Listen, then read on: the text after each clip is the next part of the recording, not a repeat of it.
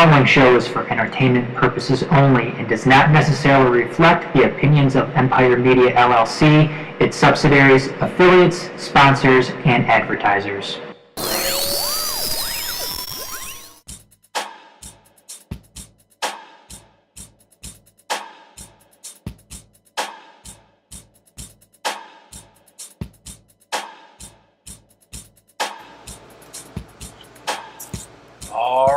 Welcome, ladies and gentlemen, to Motor City Uncut, episode 143, presented by the Major Sports Network Detroit. I'm your host, Dorf, joined each and every week by Major Sports Network founder, Avery Hernandez. And, no, we're not going with the usual joke here. Shawn Bell, over here to my left, wearing a purple Pirates hat, because I know why. We could say it. Yeah, you can. Assistant baseball coach in Ann Arbor Pioneer High School. I think we said it last week. Yeah, we said it so many times. Yeah. Anyway. I wasn't going to say the coach thing. I was just going to say the pioneer. Yeah, I'm supporting the high school, right? Now you just made him lose his job. Yeah, thanks a lot. I appreciate that. Doxed him. Is yours the classic Tigers hat? Is that what that is? Yes, I have the night. Well, I guess technically this is the first Tigers hat that they wore in like 1901, I believe. I like it. You can't really get a good look at it. Let's see if I can adjust the camera here. Duck your head down. There we go. Yeah.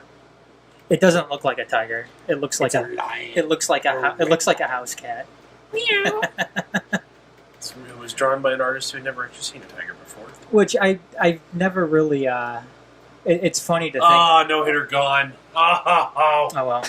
So Rockies Kyle Freeland had a no hitter through 8 1/3. Melky Cabrera, that bastard, broke it up. So had 3 walks going on like 119 pitches heading to the 9th inning. Now that it's gone, I wonder if they let him finish.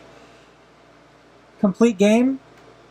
Complete game shutout. Complete game shutout. He's hit like 130 pitches. Man. Yeah, he's up there. Let him finish. They're pulling him right now. Yeah. Oh, come on. No, smart play. Just let him try. Just one more. Smart play. All right. Anyway, moving on. First topic on our. Is it? You know what though? Is it not surprising that it was Melky Cabrera? It seems like Melky Cabrera is the guy that would do something like that. Just shit on everybody's. I probably would have walked him.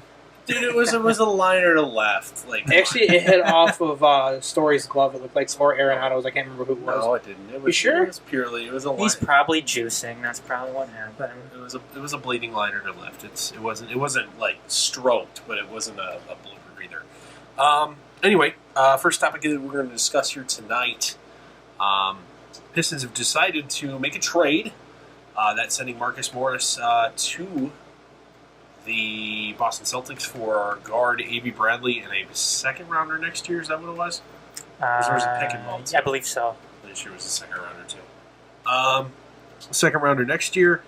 I would argue a good deal for both sides. Boston wasn't going to be able to afford to keep him around. At the same time, they got depth at a position they needed it at.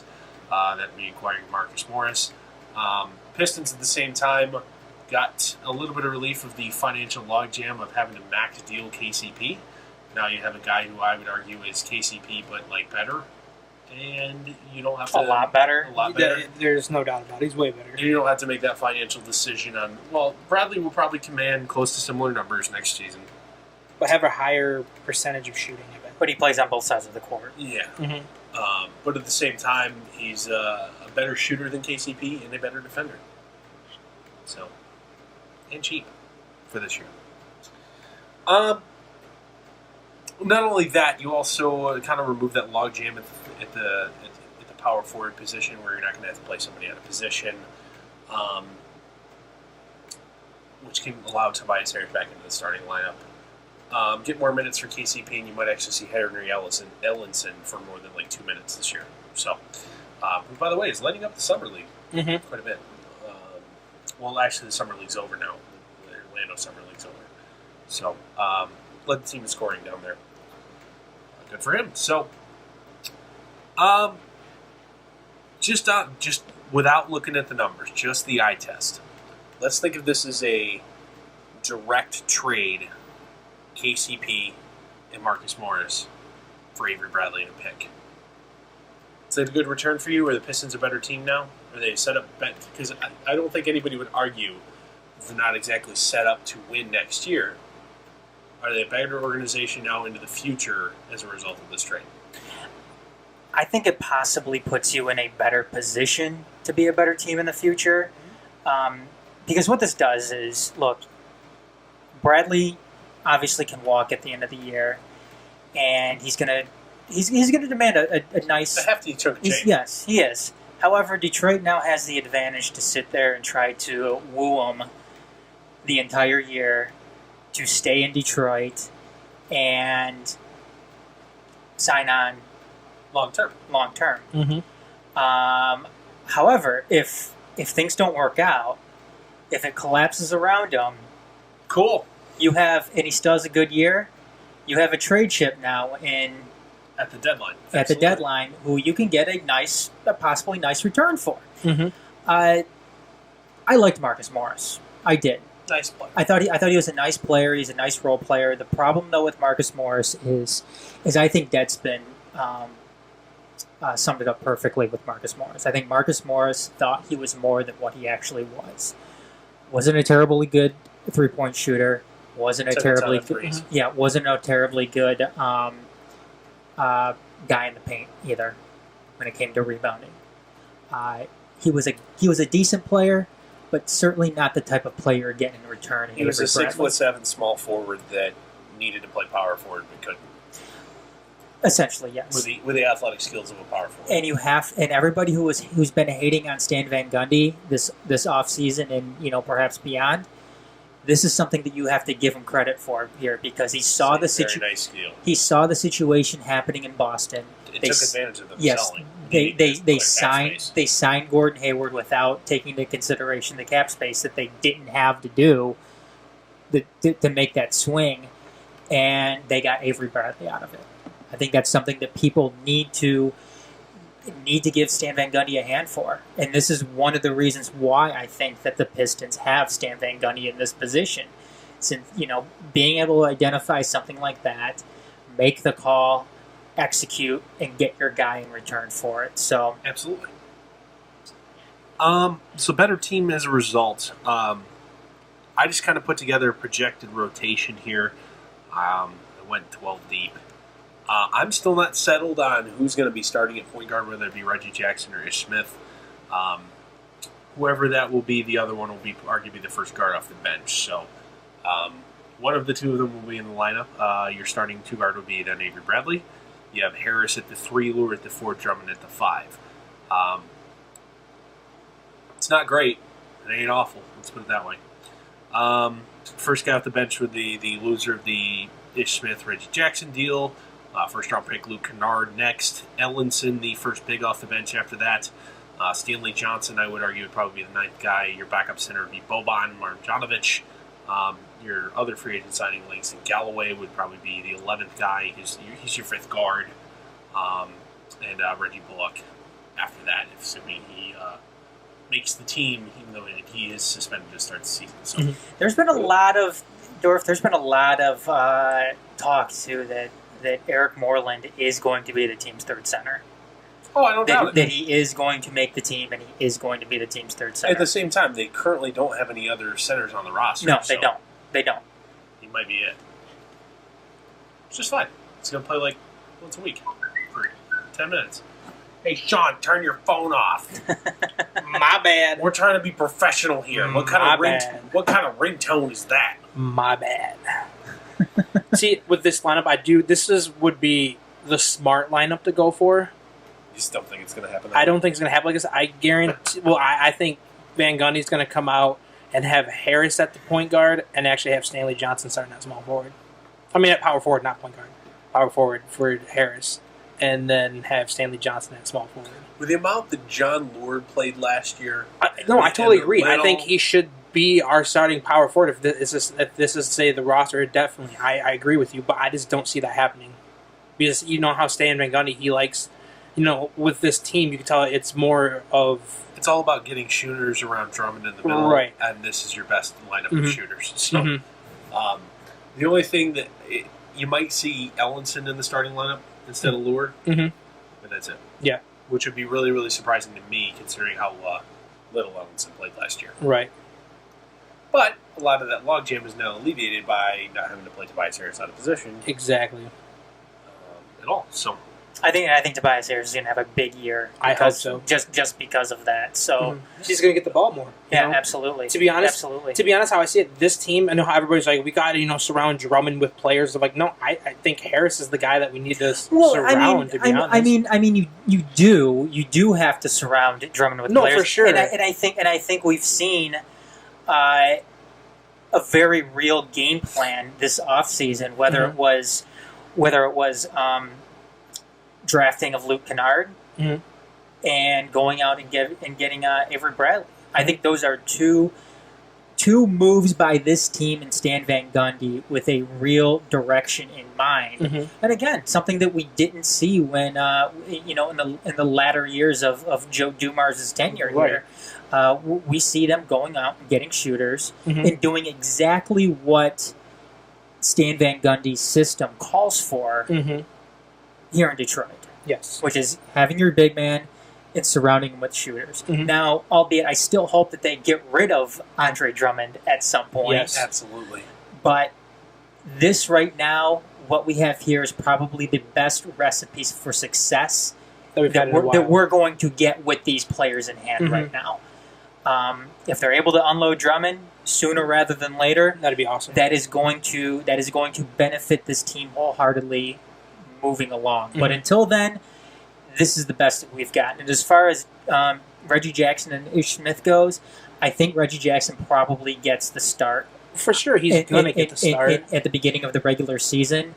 You're probably right. Knowing what Ish Smith can do. You have a fallback scenario. Exactly. Ish Smith, the Pistons were something like 28 points better per 100 possessions than Ish Smith on the floor. I don't think that's something you can deny. However, I would argue that the salary and politics of the issue, Jackson will start the season. And that's in Dorf. I know that's something that we always talk about numbers. We always whether it's whether it's here at work or whatever. We always talk about the numbers of the game, and whether it's baseball, basketball, hockey, whatever. You're never going to be able to get around the money thing. No doubt about it. Owners, general managers want to justify their investment. Yes, they want to justify that investment into that guy that they're paying the most out of anybody else on the team. And it doesn't matter if somebody happens to post better numbers than somebody else. That person that is earning that bigger contract is going to get the benefit of the doubt in most circumstances. Hell, that's why we saw Joe Nathan still going out there and closing out games when it was obviously clear that he couldn't do it anymore. But they were paying the guy a lot of money, and they wanted to give it a go as long as they possibly could. And then you could argue 2 months too long. Yeah, absolutely. Same thing with K-Rod this last season. Yep. Although he was acquired via trade and not a free agent signing, same principle. Yep. Anything else you want to say about the Pistons, guys, before we move on? Okay. I'm looking forward. Just say that. I'm looking forward. I love the Avery Bradley deal. It's going to be an interesting season. And I'm looking forward to it. That I think that's something that can get people interested again into... Make basketball fun again. Make basketball fun again in the Metro Detroit area is doing something like that. All right. So, before we move on to our next topic, I'm going to take a moment here to let you guys know about something here. We do now have, here at the Major Sports Network, have a Patreon. For those who are unfamiliar with Patreon, it's just a crowdfunding way, or crowdfunding site that allows you to support creators that you enjoy on a monthly or per creation basis. We do have ours set up as a monthly donation, monthly pledge. So if you do like, get some entertainment out of the various podcasts here across the network, all along with Empire Media, we just ask that you would consider going on Patreon.com and giving us a monthly pledge. whatever you'd like, whatever you deem it's worth. So we can help keep this going and continue to invest in upgrades and equipment and just the other expenses associated with running the podcast and keeping the website network up and running. So that's patreon.com/themajors. Link to that is also available on our website. So, all right, next topic. Tigers first half review. Oh boy. They are currently not. Their final game of the first half is tonight against the Cleveland Indians. That is a duel between Michael Fulmer and Michael Fulmer and Corey Kluber. Yeah. Excuse me. Regardless, the best they can finish tonight is 9 games under 500 and 7.5 out of the division. Yes. If they win tonight, it's 9.5 and 7. 9 below, 7.5 out, or it's 10 below and 8.5 out. Mm-hmm. So, with that in mind, we're not going to give a team grade just yet. We're going to go through a couple different things first. Before we go any further, the top 5 guys, we're going to go around the table here, just one guy at a time. Top 5 guys that are meeting or exceeding your preseason expectations for this team this year. If you don't have 5, that's okay. So even if we have some overlap. So I'm gonna start with Adam. Who is the number 1 guy to you that is exceeding your expectations of them set forth in the preseason? Alex Avila. Well, duh. Okay. So Alex Avila. Sean, what about you? Michael Fulmer. Michael Fulmer. Okay, that's also not a bad pick. I'm going to take the cop out, and I'm going to go Alex Avila as well. All right, number 2. We'll go backwards. Sean, you first. Who's your second guy? Justin Upton. God damn it. I can't have an original thought here. That's yours. Michael Fulmer. Well, that's not that bad. You're not stealing it from me before I'm about to say it. I'm going to go G up too. Third. Adam, back to you. Justin Upton. Sean. James McCann when he's healthy. I think you're silly. Mine, Justin Wilson. Next, Adam, you got. How recently can we go here? And they meet overall, as an overall perspective, are they meeting or exceeding your expectations? Define that how you will. Let's see. JD Martinez. Okay, and you know what? That's fine. He's got just under 1,000 OPS, and has been just mashing since he's been healthy. Fair. Sean, what about you? Justin Wilson. So obviously he's put in a position that he was not ready for. Yeah. That's how I see it, and he's succeeding. You know, well. yeah. So. All right, my pleasant surprise this season. I'm gonna nominate Warwick Sopple. Fine job eating innings out of the bullpen. Tigers have been kind of gotten blown out early in some games, and guess what? He'll come in and give you 3 innings of no-run ball and give you a chance to crawl back in instead of making it worse. So, cool. Warwick Sopple, exceeding my expectations for him at the beginning of the year. All right, number 5 on this list. Adam, we'll go with you first. Recently he's been impressing me, and that's Mickey Matuk. Okay. Mm-hmm. All right. Yeah, no, he's hitting like 270 in the year now. Yep. Not a bad player. Again, especially too when the season that he had in Tampa Bay before he came to Detroit. It's good fun. I mean, he had a Mike Trout first season. Yes. Let's make Alex Sanchez. Alex Sanchez. Lawrence Lombard. Alex Sanchez second season, and then he's leveled out pretty nicely this year when given the opportunity. He's a former first-round pick. People do forget that. Sean, what about you? John Hicks. Having him come up and it's a travesty that he doesn't play more. I know, and I he's done what we expected, and for all the times he's been called up, and obviously he had that little 7-day disabled list or whatever, but he's been pretty solid. All right, my last guy on my list is actually going to be Dixon Machado, hitting 315. He had his first home run the other day. Yeah, first career home run the other day. Hey guys, 315 with power and slick glove, or empty 260. Play him every day. Excuse me. That come out? All right. Next little activity we're going to do here. 5 guys that are failing. I have like a list of 10? Oh, can I give an honorable mention? Sure, to, absolutely. I want to give an honorable mention to Anibal Sanchez. Yeah, he's been solid. He's been solid since he's come back from the minors, and I think people, after everything that happened with K-Rod, I'm hoping Tigers fans can appreciate what Anibal Sanchez offered to do for this team. He did it. It seemed to have worked out, and he's back doing what. By the way, if you're watching the Futures game right now, Tigers prospect Jared Laporte's on the mound. All right. After Bo Burrows pitched a quote nasty inning earlier today. Yeah, he did. He looked really good. So yeah, Laporte's on the mound right now for the World Team, who is trailing Team USA 7-4 in the 7th. Oh, World Team's coming back. Well, yeah, the guy. Well, the only problem is the. Who's Laporte from Dominican? I don't know. I think he is. You're probably not wrong. Is that the go-to on anything? I was about to ask if this was Dante Pichetto's son. It is Dante Bichette. He's got 2 sons in the minor leagues currently. I think is that Bo, or I forget which one. There's another one that's in the Yankees system. This was not very good, and then this is the one that's actually good. Just go with the Dominican. Okay, that's where it's from. God, that's nasty.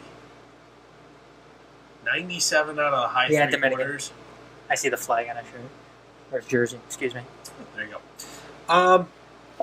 You know what I don't like? What's that? I don't like how they had the logos take on the Marlins colors. They should have just kept the logos as the regular color. Wow, the changeup just moved like a foot and a half. Hey, I'm talking about the logos here. Okay. Do not distract Adam when it comes to logos and jerseys. He is a logo Nazi. I know. I want to see that again. I missed it. That was a nasty changeup, man. And the angle that he throws too, it's very deceptive. Yeah, so Laporte struck out the only batter he faced. The guy ahead of him walked 2 guys and got 2 others out before Laporte took over. When can we call up Laporte? Tomorrow? Next year. When we start fresh. I hope that he's in once they blow it up, he's in the pen by the Well, look at the guy who he's facing. I think he's. It's like Babyface McGee. Is he still in? Is he? See, he has homework. He probably has summer school to go to. Oh man, you're mean. Actually, Sorry. I think that guy's a double A. They're both a double A. Whatever. All right, 5 players failing to meet expectations. Go around the table. Shawn, you first. Justin Verlander. Enough said. All right, Adam. James McCann. I concur. James McCann. Got to have more than a 560 OPS against right-handed pitching. Sorry, just do. Number 2, Adam. Justin Verlander. Duh. Shawn. Ian Kinsler. Okay.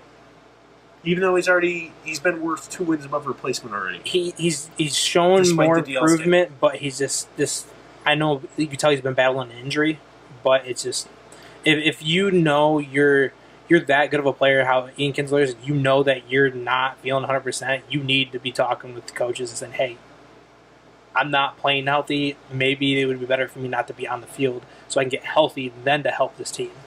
Okay. My second guy, the big man, Miguel Cabrera. I'm not paying you at all. Yeah. The Detroit Tigers are not paying you $28 or $30 million a season, whatever it is, for a sub 800 OPS. Sorry, dude. Get your shit together. He looks like he can't get around on the inside pitch anymore, which is oh shit, because he's still under contract for what, 6-7 more seasons? Ruh-roh. Right. Shawn, you're number 3 guy. Can we go with the GM, Al Avila? No, we're talking GM and coaching staff later. Dang it. This is players, man. Players. I'm gonna have to go with my X-Men, Miguel Cabrera. Okay. Adam, what about you? Nick Castellanos. All right. For everything that you said about OPS. Mm-hmm. Sub 800 OPS. I think Nick can do Better than that. that. Okay. Fair enough. My next guy is going to be Jordan Zimmerman. Had a nice little 5-6 start run of progress, but his last 2 starts have been gross. So, yep. Not okay. Shawn. My next one is going to be Alex Wilson. You know, before he got put into the setup role, he was doing so great. Put in the setup role, oh my gosh. I think he has like an 8+ ERA since He does then. have an 8 ERA the last 6 weeks. Yeah, so... Shane Green does too. Mm-hmm. Miguel Cabrera. Okay. Let's see, who have I not used? Victor. Yeah, Victor Martinez. Although I can't really say he's failing to meet my expectations. This is about what I expected. So no, I'm not gonna use him because this is exactly what I expected. Daniel Norris. Daniel Norris was going to be my next guy. Dan, you're a former top 25 prospect. You're 24. This is your third whirl in the big leagues, third year that you've been partially in the big leagues. You got to start making improvements. You have too good of stuff to be that fucking picky around the strike zone. What did you say the other day? It was funny. I forget what it was. I essentially said, just quit being a little bitch and throw strikes or something. Because it's ironic considering what pitchers are usually told. Yeah. Stop trying to be a pitcher, just be a thrower. Yeah, I didn't say that. Stop trying to be too fucking perfect and just throw it. Yes, while you still have the opportunity to sit there and blow guys away with a high 90s heat, you can throw 97 and your changeup is fucking devastating. Oh, yeah. Don't fall behind in counts where you have to throw predictable fastballs up in the zone. This is why I think James McCann should never catch him again. I don't care if there's an opposing lefty going out. A veteran needs to be out there calling that game for him. So you want Alex Avila behind the plate? I do. Until they trade him. Yeah, I do. I really, really do. All right, so last but not least, number 5, Sean. I'm probably going to have to go with Jordan Zimmerman for sure. Okay. God, I don't even know where to start with him, to be honest. He had those, 2 or 3 good starts. Yeah. His slider looked great for once. It was like 5. It was a good run of 5. Okay. 5 good starts. Yeah, and then he just lost control again. I just don't understand him. He's had a very successful career until he came here. Absolutely. Okay. Adam, what's yours? I'm going to go with Jacoby Jones, and I'll tell you. Okay. And I'll tell you why. It's not with this Tigers team. It's not like there's a lot of competition in center field. Mm-hmm. I think based on what he has to contend with, Mickey Matuk, Andrew Romine, Tyler Collins, Alex Presley, you can't. How don't you win the starting job out of that? You at least can't be a platoon player on the 25-man. You're sitting there floundering in AAA. Floundering in AAA. It's kind of disappointing. I think he'll be back. I think he'll recover, but I kind of wanted to see that happen this season, given the opportunity of you having not much depth at center field, and that might be a generous way of putting it. So. Okay. Since we kind of just broke the, I didn't have a rule set for this. We just kind of, I'm going to go K. Rodney. I know he's not a member of the organization anymore, but at the same time, just give me like a 4.50 ERA and we can use you, man. You can be a functional mop-up member of an MLB bullpen at your age and experience in the 4.50 ERA. That's all I was asking for. That's all I wanted. You couldn't even give me that. Couldn't even give you a 5. Jesus. He barely gave you a 6. Could not do a home run in an inning. And he was such an asshole about all of it. I'm not doing well in mop-up. I should be closing again. Okay, yeah, and you get the opportunity to close, and you fucking suck. Mm-hmm. It's very, very disappointing, and I don't know. I hate guys like that. I hate guys who think that they're still something when they're obviously not. Yes. And they demand everything, and it's just not. It's not okay. I'm glad they did what they did. Mm-hmm. It's not okay. Yep. All right. What are we gonna do with this coaching staff, guys?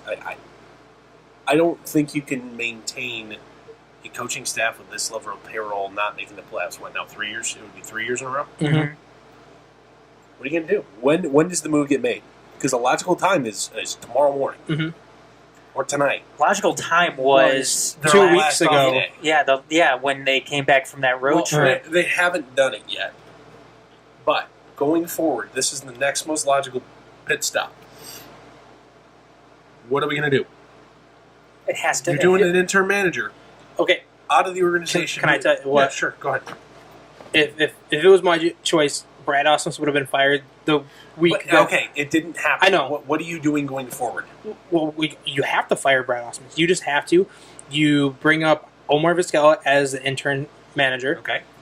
Fire Lloyd McClendon. Get him out of there. He's just awful. If he couldn't succeed in Seattle, couldn't succeed in... He's been a damn good hitting coach, though. I don't care. Offense hasn't been this team's problem, man. Okay, first of all, what have we done since he's been here? We haven't won anything. So why keep all the old faces? You've also had a top 5 offense every year he's been here as a hitting coach. I don't care. You got to change. Okay, You got to top change. 5 offense isn't You good got to enough for change. Shawn. You ain't winning. You ain't winning. So what's the difference? That doesn't have anything to do with run prevention. Which they have you obviously seen this year? We ain't no top 5 offense this I believe year. they're actually 6th in scoring. By the Okay, way. so that's not top 5. Because you, for example, you can look at Michael Fulmer. How many games has he lost 2-0, 1-0 this year? At least 3. So you couldn't give him at least 1 run. I'm trying to find where the Tigers are in the AL in scoring. Is They're there 8th. is there any Sorry, way we they could are 8th in scoring? Okay, so is there any way we could have try to convince Victor Martinez we'll pay you for the rest of this year if you just don't hit $16 million. if you don't hit anymore and you just be our hitting coach and our bench coach. How about that? We're DFA. Will you be our Jackie Moon, please? No, I'm kidding about that. Yeah, I know. But no, seriously, I think Ausmus and Lloyd McClendon are the 2 people that need to go. Okay. I disagree with your assessment on Lloyd McClendon, but it is what it is. Adam, what do you do? I do too. Sorry, Sean. I'm gonna go ahead and disagree with the Lloyd McClendon thing too. Look, I don't know if they need to have Lloyd McClendon back next year. If they want to take do a whole turnaround of the coaching staff, that's perfectly fine with me. But Brad Ausmus needs to be gone. He needs to be gone tomorrow, despite what happens tonight. What time do they play tonight? 8 o'clock. 8 o'clock. ESPN. They had the Sunday Night Baseball. Yeah, despite what happens tonight, I don't care if they go out there and Michael Fulmer throws a no-hitter and the offense puts up 20 runs. Brad Ausmus needs to be gone tomorrow. Mm-hmm. There's zero reason to keep him on any further. If they don't think that Gene Lamont, Omar Vizquel, or Alan Trammell can do a better job than what Brad Ausmus is doing right now, then I don't know what to say. I think if Brad Ausmus is the manager by this time tomorrow, I think the ownership of this team is telling you all you need to know about how they're going to run this team from here on out. Mm-hmm. If Chris Ilitch can't reach into his pocket, write a check to make... And here's the deal, guys. Brad Ausmus is only under contract till the end of the year. Exactly. Mm-hmm. Exactly. It's not you ain't losing anything. It's not like you have to You're sit paying here him for 3. It's not like you're paying him for 3 or 4 extra years to not do anything for you. He's only employed through the end of the year. Yeah, exactly. You're not writing this big check for in baseball, multiple that's seasons. effectively firing the guy immediately. Yeah. And the thing is Brad Ausmus still doesn't have a contract extension. Not many managers in Major League Baseball make it out of April in the last year of their deal without a contract extension. Brad Ausmus is the definition right now of a lame duck manager. Mm-hmm. No contract next season. He knows he doesn't deserve a new contract. Yeah.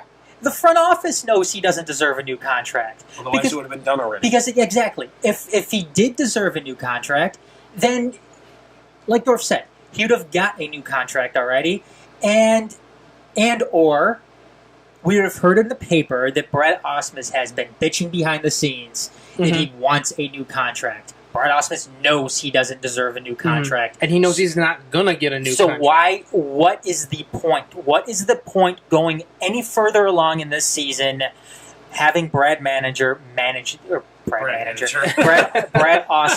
manage this team? There's zero reason for it. It doesn't make any sense. And you know what? I don't care who they put in there. I really don't, because it's not going to make any difference. The majority of this team does not have any heart. No. They don't care that they're here or not. Put Omar Vizquel, put Alan Trammell, put Lloyd McClendon, put Gene Lamont. I don't give a flying fuck. Would you be up for the job? I will. Yeah, I will do it. I'll do it for free.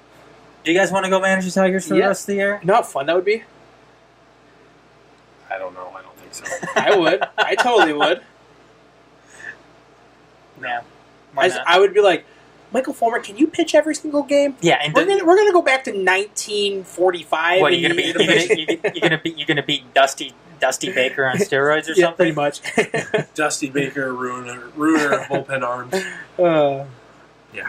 No, I don't think the next manager of this club is currently in there. Oh no, we've discussed that plenty of times. I don't think they are either. They have to go outside and do it. There's no way they have get to. some fresh blood, fresh meat. Mm-hmm. And the thing is like you bring in the new manager, you're gonna have to let him make his own squad. Staff, yeah, absolutely. I think a lot of that was a big mistake when they brought in Brad Ausmus to keep the rest of the band together. Mm-hmm. Well, I think it was a mistake when they didn't let Chris or whoever when Al Avila wasn't allowed to get his own manager. Yeah. I fail to believe that Al Avila wanted to keep Brad Ausmus as a manager.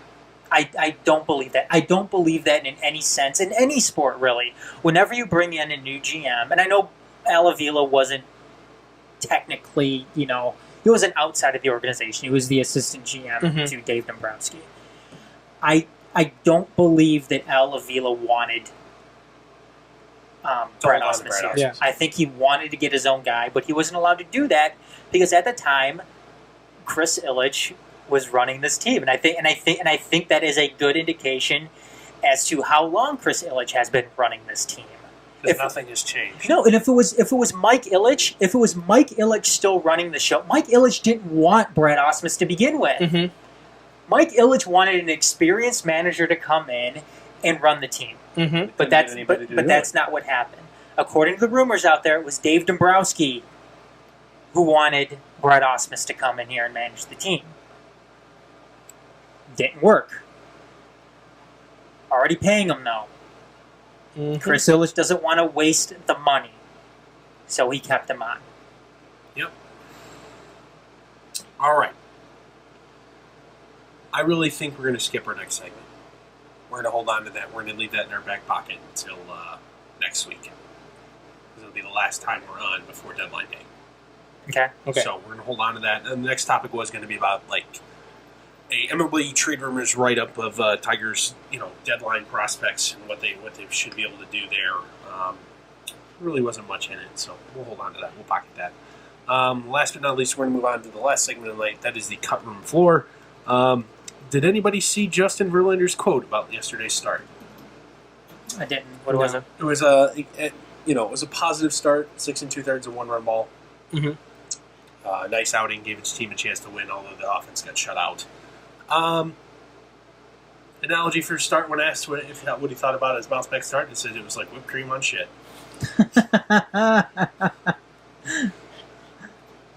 That's funny. Should give the poop emoji a little whipped cream swirl on top. That'd be pretty funny.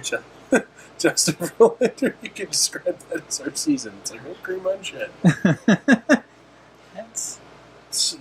fire up the presses, make it a plushie, and start selling that. With a nice Tiger hat on top of it. Oh, yeah. You're the graphic arts department. Get on it. Or a tiger tail coming out the back. Yeah, get on it. As we previously mentioned, Bo Burrows and Jared Laporte both aced their appearances in the Futures game. That is the two Tigers prospects currently, represented the Futures game. Laporte's second stint, he did not go in. He went in 2015 and now 2017. He did not appear in the 2016 game. Laporte actually was still a member of the Blue Jays at the time. But second appearance for him. Burrows, first time around, dominant inning of work, reaching, I believe, 97 on his final pitch to strike out the guy. I forget who he was facing at the time. Justin Upton and Michael Fulmer head to the All-Star game because Fulmer is pitching today. That means he's ineligible to pitch in the game. Good.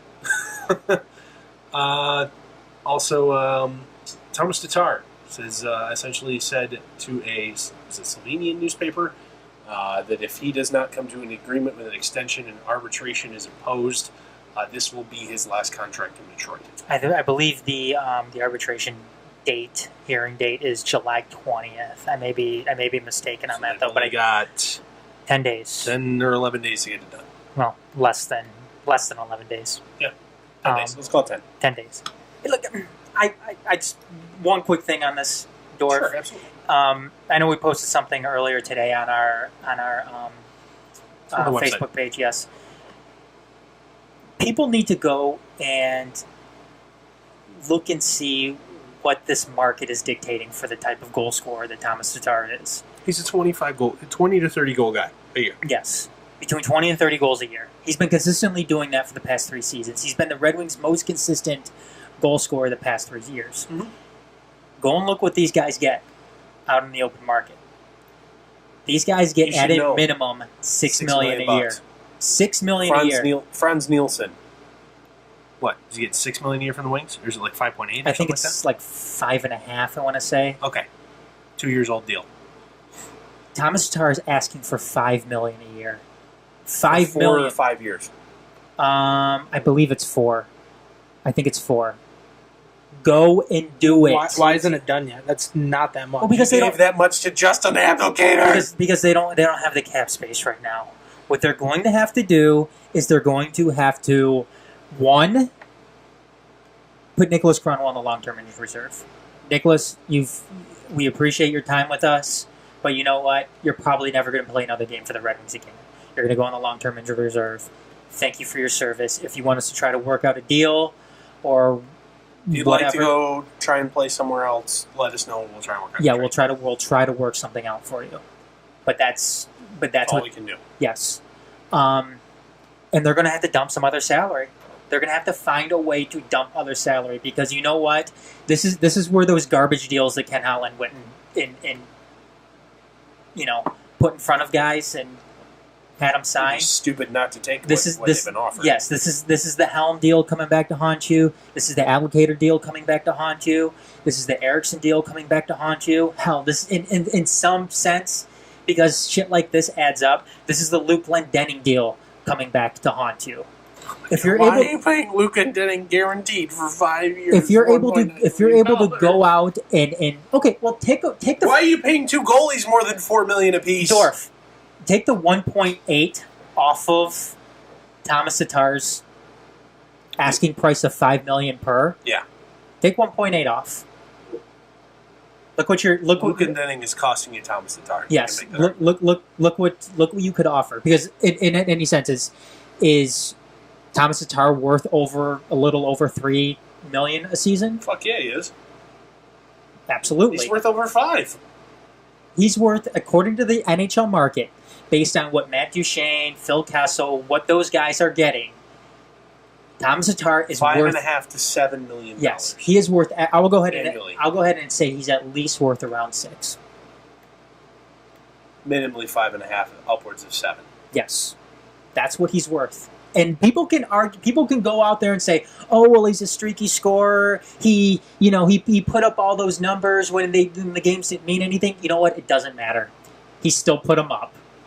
It doesn't. There's no asterisk or anything like that, or any separate type of some type of separate column for goal scoring that says, "Oh, well, he scored 5 goals when they really meant something, and 10 goals when they didn't mean anything." That's not how this works. He still put up the numbers consistently the last 3 years. And you're going to go and say that he doesn't deserve it? People, if this is your mentality, as a Detroit sports fan or a fan in general, look, people, and I know Dorf has been a big proponent about the argument of athletes getting paid too much money. I know Dorf has gone out and said that that's a bunch of bullshit, which I wholeheartedly agree with him on, because professional sports isn't in anything you're paid what you're worth. Yes, it's not real world stuff. If your mentality is these guys aren't worth that amount of money, then you know what? Don't watch anymore. Mm-hmm. Don't watch. Because if you think your eyeballs are what make them worth that much. Yes, because you know what? If you think that these guys aren't, if you don't think Thomas Tatar is worth $5 to $6 million a year, then don't watch anymore. Because obviously you think that these guys should be paid average working man wage. Yes.